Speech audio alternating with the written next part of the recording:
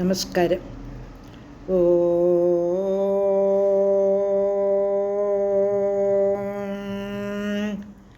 ഓ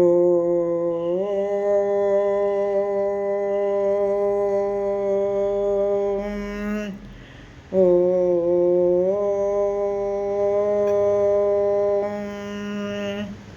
സർവമംഗളമംഗല്യേ ശിവേ സർവാർത്ഥസാധികേ ശരണ്യേ ത്രൈംബകേ ഗൗരി നാരായണി നമസ്തുതേ.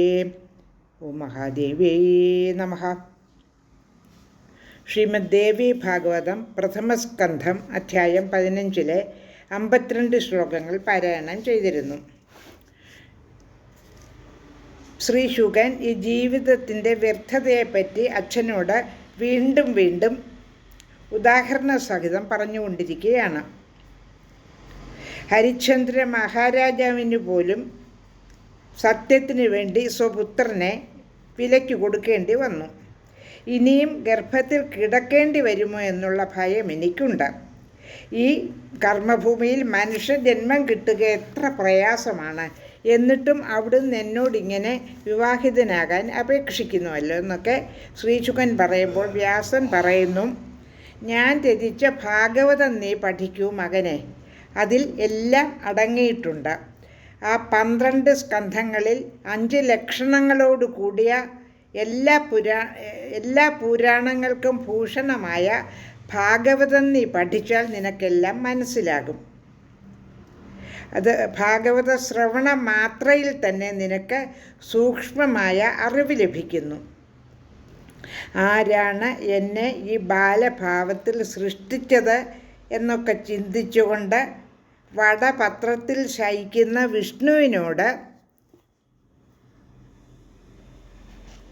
ശ്ലോകാർത്ഥം കൊണ്ട് പരാശക്തിയായ ഭഗവതി പൊരുളെല്ലാം വെളിവാക്കുമാറ് അരുളി ചെയ്തത് എന്താണെന്ന് നോക്കൂ.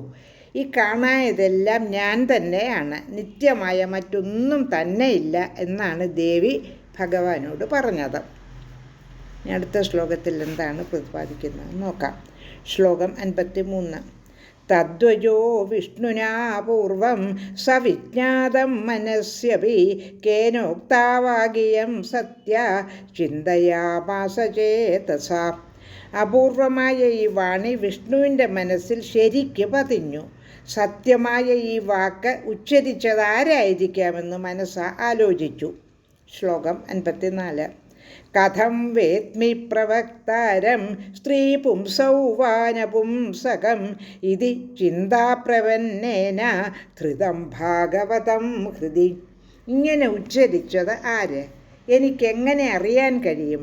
സ്ത്രീയോ പുരുഷനോ നപുംസകമോ? ഇങ്ങനെ ഓരോന്ന് ചിന്തിച്ചിരിക്കെ മനസ്സിൽ ഭാഗവത സ്മരണയുണ്ടായി.